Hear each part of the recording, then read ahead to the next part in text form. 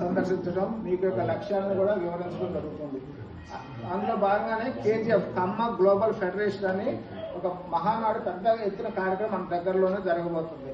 ఈ నెల 8వ తారీఖు జడ్జి కుసుమ కుమార్ గారి నాయకత్వంలో ప్రపంచ ఐక్య వేదిక, ప్రపంచ ఖమ్మ ఐక్య వేదిక, ప్రపంచ మహానాడు కార్యక్రమం ఇక్కడ దగ్గరలో జరుగుతుంది. ఇంతకుముందు హైదరాబాద్ లో చేశాం ఖమ్మ మహానాడు, మనం పూర్తిగా సపోర్ట్ చేశాం.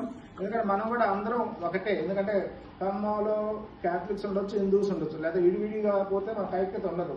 పొలిటికల్ కానీ ఎకనామికల్ కానీ రకరకాలుగా మనం ఐక్యంగా ఉంటే ఏదైనా సాధించవచ్చు దాంట్లో. అందుకనే ఈ యొక్క ఖమ్మ మహానాడు జడ్జి కుసుమ కుమార్ గారి నాయకత్వంలో ఇక్కడ పెట్టడం జరిగింది.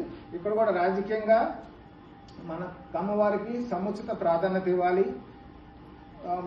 ఉప ముఖ్యమంత్రి కానీ లేకపోతే కొన్ని పదవులు కమ్మవారికి ఇవ్వాలి. ఎందుకంటే ఇక్కడ తమిళనాడు 65 లక్షల మంది కమ్మవారు ఉన్నారని తెలియవచ్చింది. దాంట్లో భాగంగా కమ్మవారికి సముచిత ప్రాధాన్యత ఇవ్వాలి, రాజకీయ ప్రాధాన్యత కానీ వేరే రంగాల్లో కూడా ప్రాధాన్యత ఇవ్వాలనే ఉద్దేశంతోనే పెద్ద ఎత్తున బహిరంగ సభ పెట్టడం జరుగుతుంది.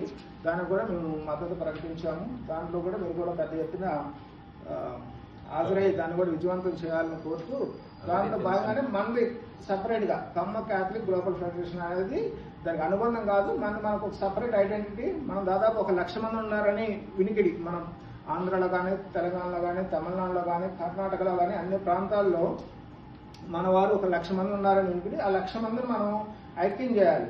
అంటే ఒక యాప్ ద్వారా కానీ, ఒక వెబ్సైట్ ద్వారా, వెబ్సైట్ కూడా మనం ప్రవేశపెట్టడం జరిగింది.